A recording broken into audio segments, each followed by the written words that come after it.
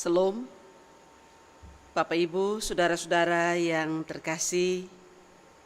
Di minggu yang penuh sukacita ini, mari kita siapkan hati untuk memulai kebaktian di pagi hari ini. Kita dapat menyiapkan pembacaan Alkitab yang terambil dari Injil Lukas 24 ayat 13 sampai ayat yang ke-35. Sebelum kita membaca dan merenungkan firman Tuhan, mari kita menghadap Tuhan dalam doa. Kita berdoa. Ya Tuhan, Bapa Surgawi, Bapa pemberi kehidupan, di pagi yang indah ini Tuhan, sekalipun kami ada dalam rumah tangga kami masing-masing, kami telah berteduh diri, kami sudah siap untuk membaca serta merenungkan firman-Mu. Hadirlah ya Tuhan melalui Roh-Mu yang kudus, tuntun kami sekalian, agar firman Tuhan yang akan kami baca dan kami renungkan dapat menjadi pedoman di dalam kami menjalani hari-hari hidup kami ke depan. Amin. Kekasih-kekasih Tuhan, pembacaan Alkitab untuk kita terambil dari Injil Lukas pasal 24 ayat 13 sampai ayat yang ke-35. Yesus menampakkan diri di jalan ke Emmaus. Pada hari itu juga, 2 orang dari murid-murid Yesus pergi ke sebuah kampung bernama Emmaus yang terletak kira-kira 7 mil jauhnya dari Yerusalem. Dan mereka bercakap-cakap tentang segala sesuatu yang telah terjadi. Ketika mereka sedang bercakap-cakap dan bertukar pikiran, datanglah Yesus sendiri mendekati mereka, lalu berjalan bersama-sama dengan mereka. Tetapi ada sesuatu yang menghalangi mata mereka, sehingga mereka tidak dapat mengenal Dia. Yesus berkata kepada mereka, "Apakah yang kamu percakapkan sementara kamu berjalan?" Maka berhentilah mereka dengan muka muram. Seorang dari mereka, namanya Klopas, menjawabnya, "Adakah engkau satu-satunya orang asing di Yerusalem yang tidak tahu apa yang terjadi di situ pada hari-hari belakangan ini?" Katanya kepada mereka, "Apakah itu?" Jawab mereka, "Apa yang terjadi dengan Yesus orang Nazaret? Dia adalah seorang nabi yang berkuasa dalam pekerjaan dan perkataan di hadapan Allah dan di depan seluruh bangsa kami. Tetapi imam-imam kepala dan pemimpin-pemimpin kami telah menyerahkan Dia untuk dihukum mati dan mereka telah menyalibkannya. Padahal kami dahulu mengharapkan bahwa Dialah yang datang untuk membebaskan bangsa Israel. Tetapi sementara itu telah lewat 3 hari sejak semuanya itu terjadi. Tetapi beberapa perempuan dari kalangan kami telah mengejutkan kami. Pagi-pagi buta, mereka telah pergi ke kubur dan tidak menemukan mayatnya. Lalu mereka datang dengan berita bahwa telah kelihatan kepada mereka malaikat-malaikat yang mengatakan bahwa Ia hidup. Dan beberapa teman kami telah pergi ke kubur itu dan mendapati bahwa memang benar yang dikatakan perempuan-perempuan itu, tetapi Dia tidak mereka lihat. Lalu Ia berkata kepada mereka, "Hai kamu orang bodoh, betapa lambannya hatimu, sehingga kamu tidak percaya segala sesuatu yang telah dikatakan para nabi? Bukankah mereka harus menderita? Bukankah Mesias harus menderita semuanya itu untuk masuk ke dalam kemuliaannya?" Lalu ia menjelaskan kepada mereka apa yang tertulis tentang dia dalam seluruh kitab suci, mulai dari kitab-kitab Musa dan segala kitab nabi-nabi. Mereka mendekati kampung yang mereka tuju, lalu ia berbuat seolah-olah hendak meneruskan perjalanannya. Tetapi mereka sangat mendesaknya, katanya, "Tinggallah bersama-sama dengan kami, sebab hari telah menjelang malam dan matahari hampir terbenam." Lalu masuklah ia untuk tinggal bersama-sama dengan mereka.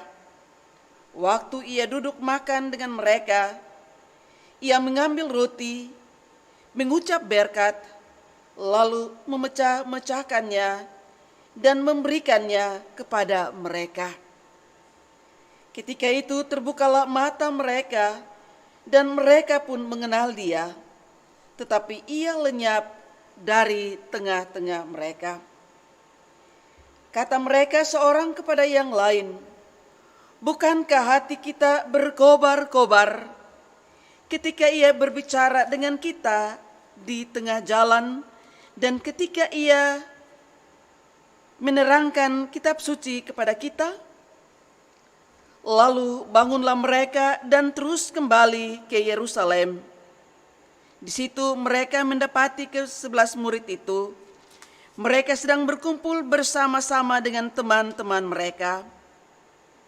Kata mereka itu, "Sesungguhnya Tuhan telah bangkit dan telah menampakkan diri kepada Simon." Lalu kedua orang itu pun menceritakan apa yang terjadi di tengah jalan dan bagaimana mereka mengenal dia pada waktu ia memecah-mecahkan roti. Demikian jauh pembacaan firman Tuhan untuk kita, dan yang dikatakan berbahagia adalah setiap kita yang telah mendengar firman Tuhan, dan lebih daripada itu, kita siap untuk mengaminkan firman kebenaran Allah ini di dalam kehidupan kita hari lepas hari. Salam, selamat hari Minggu, Papa Mama, orang-orang muda dan anak-anak di rumah. Semoga pagi hari ini Papa Mama, orang-orang muda, anak-anak tetap ada dalam lindungan Tuhan. Immanuel. Kekasih-kekasih Tuhan, hari ini kita memasuki minggu pertama di bulan Mei. Seperti kita ketahui bahwa Gemit telah menetapkan bulan Mei sebagai bulan budaya, di mana di dalamnya kita beribadah dalam nuansa budaya. Pada tahun-tahun yang lalu, kita melaksanakan kebaktian bulan budaya dengan cukup meriah. Tapi tahun ini, pandemi COVID-19 memaksakan kita untuk menghindari keramaian dan menjaga jarak. Karena itu, tahun ini perayaan bulan budaya kita masih tetap laksanakan di rumah masing-masing. Kekasih-kekasih Tuhan, kita baru saja membaca bagian firman Tuhan yang terambil dari Injil Lukas pasal 24 ayat 13 sampai 35. Di situ dijelaskan tentang Yesus menampakkan diri kepada dua orang murid yang sedang berjalan ke Emmaus.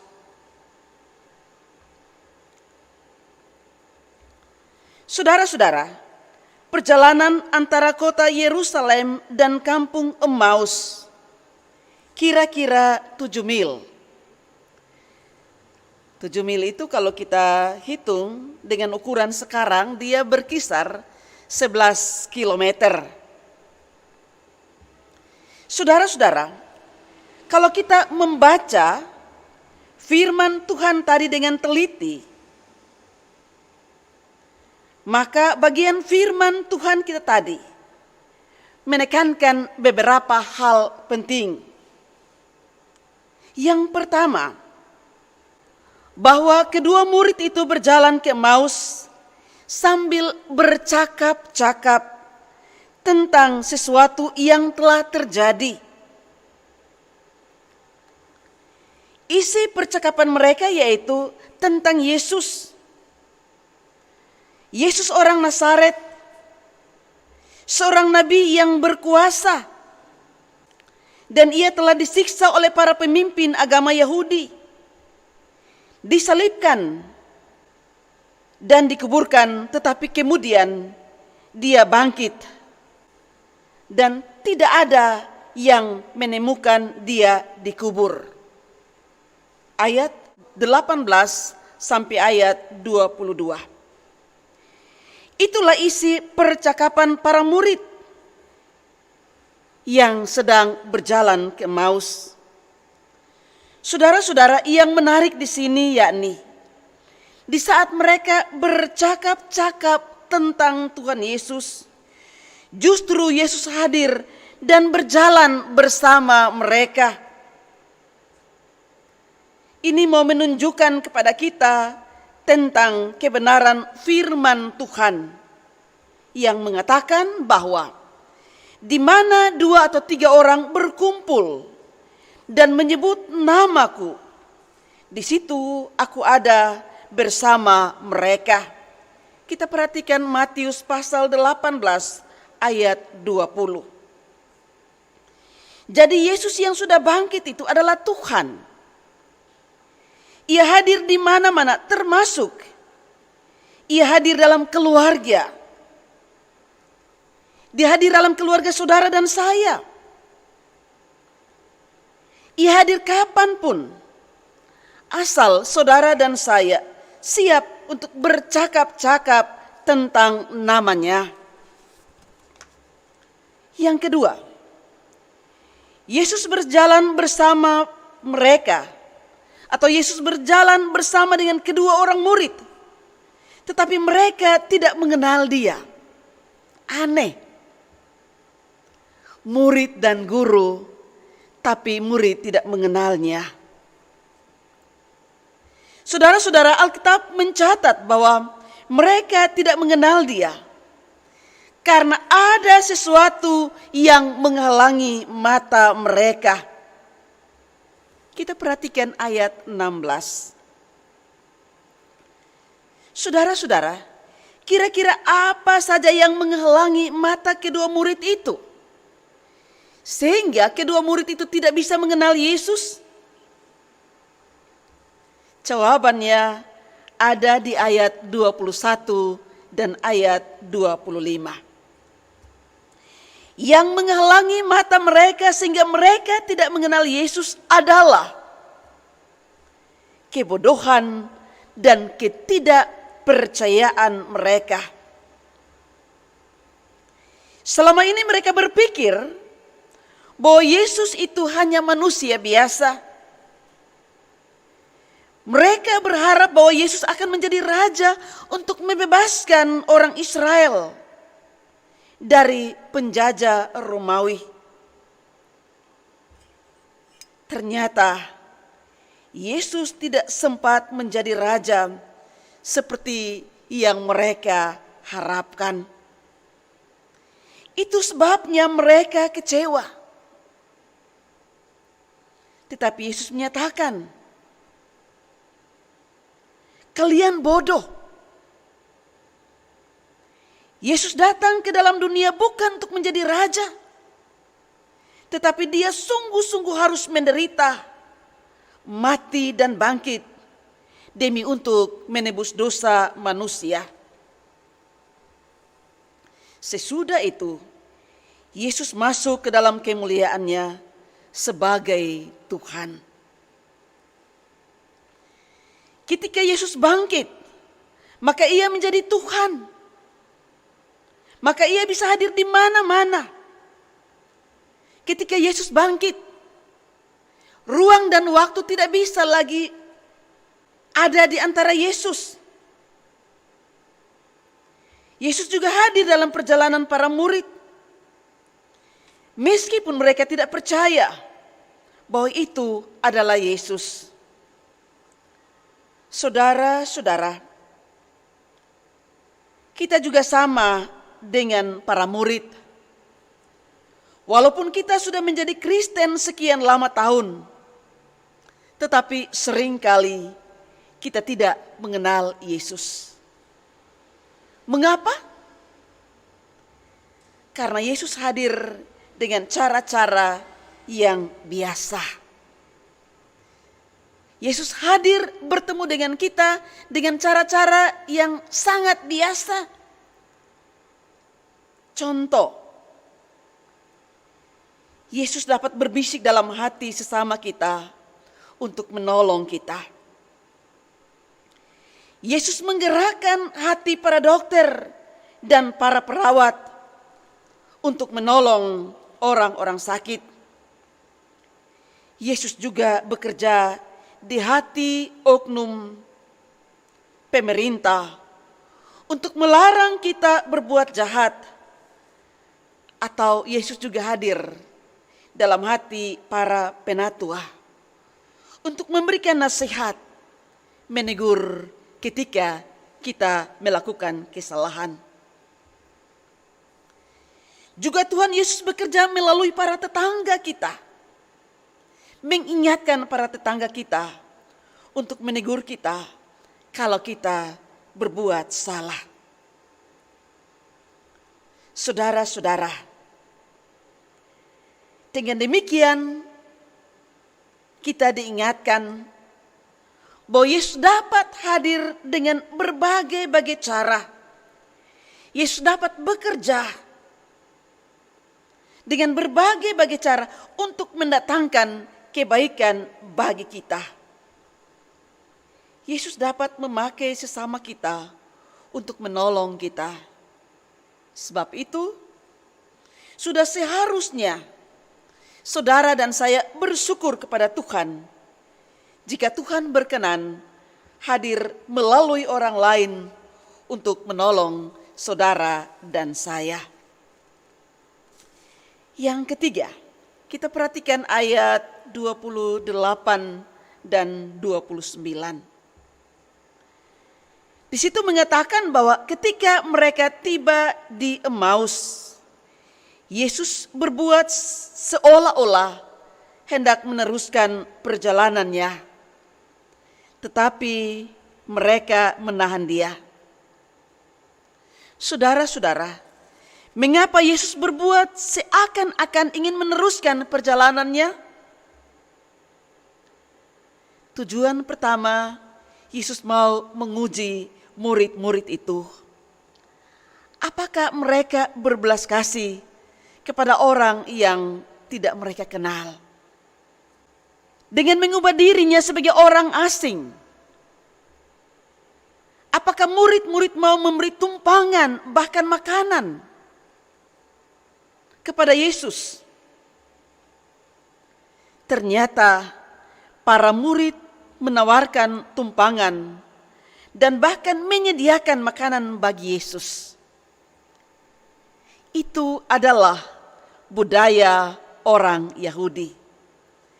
Adat Yahudi menuntut supaya orang Yahudi memberikan tumpangan dan makanan bagi orang asing. Sebab dulu nenek moyang mereka juga tinggal sebagai orang asing di negeri atau tanah Mesir.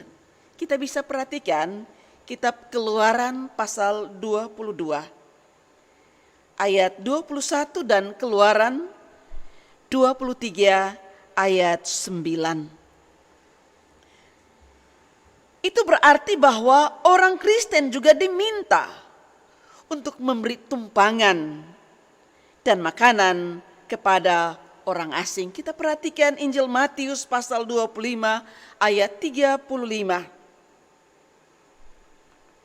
Juga pertama Petrus pasal 4 ayat 9. Saudara-saudara, kedua murid ini melaksanakan pesan budaya itu. Sekali lagi, kedua murid ini melaksanakan pesan budaya itu. Mereka memberi makan, mereka menyiapkan roti untuk melayani Yesus. Ketika Tuhan Yesus menerima roti itu, Tuhan Yesus memberkati. Dan kemudian ia memecah-mecahkan roti itu dan memberi mereka makan. Ketika itu lenyaplah ia dari antara mereka.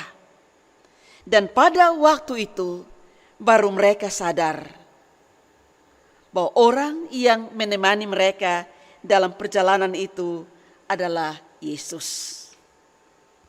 Saudara-saudara, sungguh kehadiran Yesus di Emmaus membuka mata murid-murid bahwa dia benar-benar bangkit dan hadir di mana-mana. Dengan memastikan bahwa Tuhan Yesus sudah bangkit, maka muncullah semangat baru, semangat yang luar biasa dari kedua murid. Kalau tadi mereka berjalan dari Yerusalem menuju ke Emmaus dalam keadaan yang tidak semangat, ada dalam keadaan yang sungguh gundah. Tetapi kali ini mereka ambil keputusan untuk kembali ke Yerusalem. Mereka tidak berpikir lama lagi. Mereka tidak berpikir bahwa mereka lelah. Mereka baru saja melakukan perjalanan yang cukup panjang, 11 kilometer jalan kaki, bukan pekerjaan yang mudah. Tapi karena semangat telah berjumpa dengan Yesus yang bangkit, memulihkan semangat baru bagi mereka untuk kembali ke Yerusalem dengan semangat baru untuk berjumpa dengan saudara-saudaranya dan memberitakan bahwa Yesus sudah bangkit dan mereka telah bertemu dengan Yesus ketika mereka berjalan menuju ke Emmaus. Saudara-saudara, semangat mereka untuk bersaksi itulah yang membuat mereka bangkit dan kembali ke Yerusalem. Mereka punya sikap yang berani, yang tegas untuk bersaksi meskipun di tengah-tengah ancaman para musuh. Bapak, Ibu, saudara-saudara, orang-orang muda yang diberkati Tuhan. Pembacaan firman Tuhan hari ini memberikan kepada kita beberapa pelajaran berharga. Yang pertama, dalam iman kita percaya bahwa Yesus hadir dan selalu hadir dalam rumah tangga saudara dan saya. Yesus yang telah bangkit itu memiliki tubuh ilahi yang tidak bisa dibatasi oleh ruang dan waktu. Ia bersedia hadir di tengah-tengah orang yang menyembah dan memanggil namanya. Dan kalau hari ini Bapak Mama, orang-orang muda, dan anak-anak meluangkan waktu untuk bercakap-cakap tentang Yesus, sekalipun kita hanya ada dalam rumah tangga kita, yakinlah bahwa Yesus hadir dan bertemu dengan saudara dan saya di dalam keluarga kita.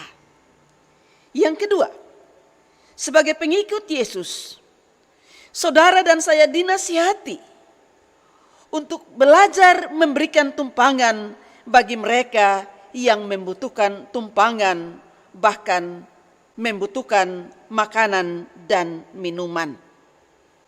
Saya kira hal ini menjadi penting karena sejak virus corona mulai menghantui kita masing-masing, maka orang punya kecenderungan untuk memikirkan diri sendiri.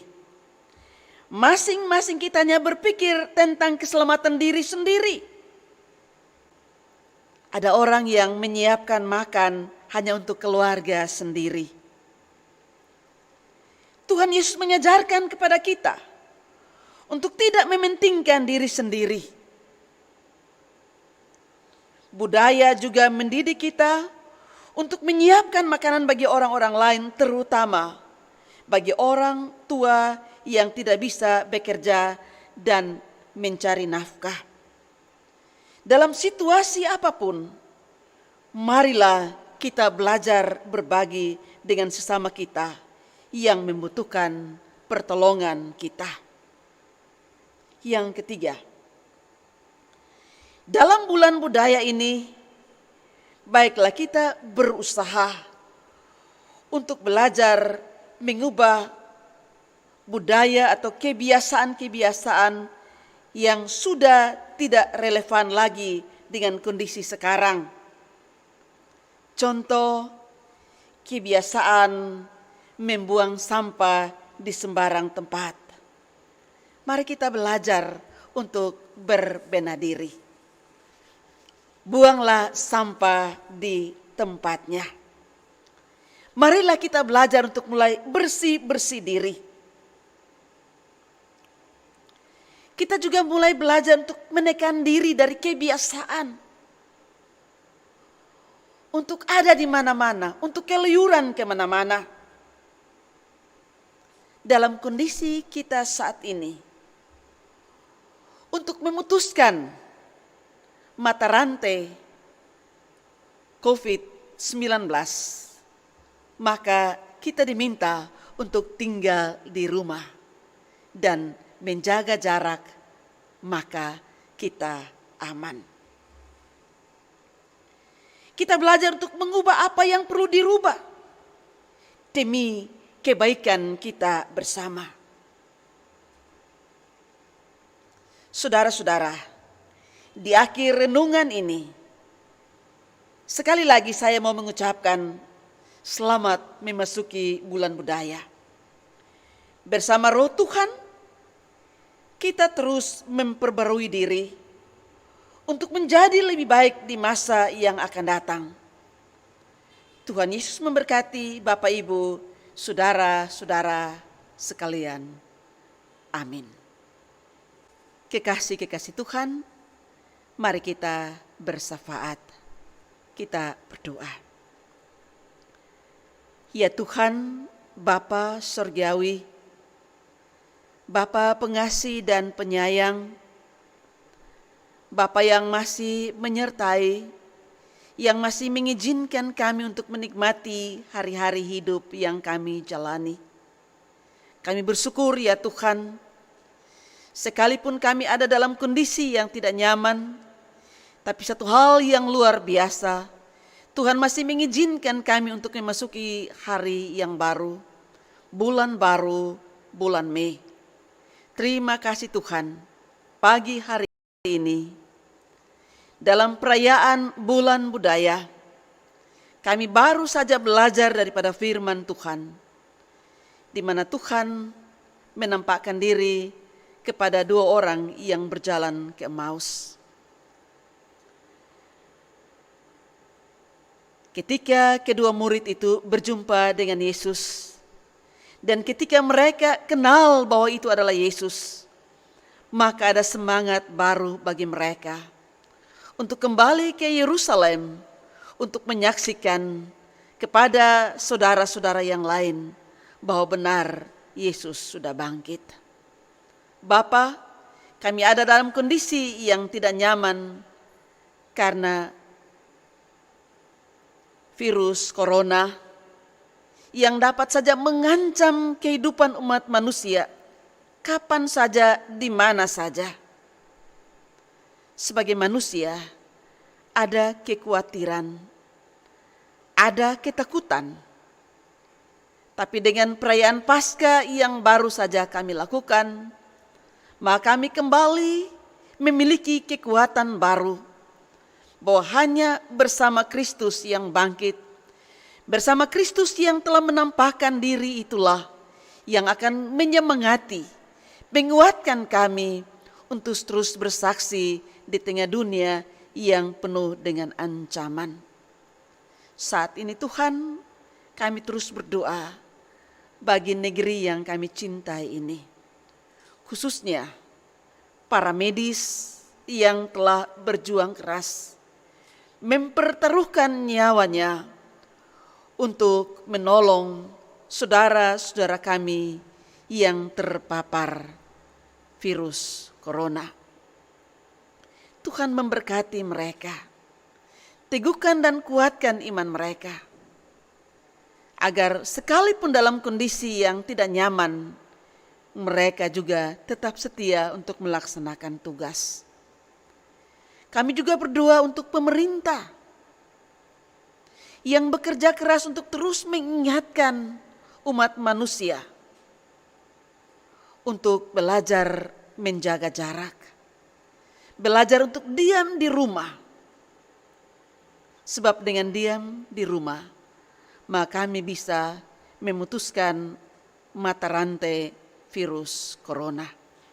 Tolong kami semua ya Tuhan. Kami percaya bahwa walaupun peristiwa ini sangat berat, tapi bagi Tuhan tidak ada yang mustahil. Tolong kami Tuhan, angkat virus ini dari tengah-tengah umat manusia. Sebab hanya bersama Tuhan Yesus kami mampu melewatinya. Karena Engkau adalah Allah yang telah berjanji. Sahabat kenalan dapat saja meninggalkan kami ketika kami ada dalam kesulitan. Tapi Yesus adalah Allah yang setia menemani kami dalam suka maupun dalam duka. Terima kasih Tuhan, kami percaya bahwa dalam waktu yang telah Tuhan tentukan, Engkaulah yang akan mengangkat virus ini dari tengah-tengah umat manusia. Agar supaya kami dapat melaksanakan sejumlah tugas dan tanggung jawab yang semestinya kami laksanakan. Terima kasih Bapa. Pergumulan jemaat Tuhan sehubungan dengan pergumulan kehidupan rumah tangga, kami tetap datang ke dalam tangan kasih-Mu. Sebab kami percaya hanya Engkau adalah Allah yang mampu menolong kami semua. Ini doa kami Bapa. Ampuni dosa dan kesalahan kami. Hanya di dalam nama Tuhan Yesus Kristus kami berdoa. Amin. Shalom.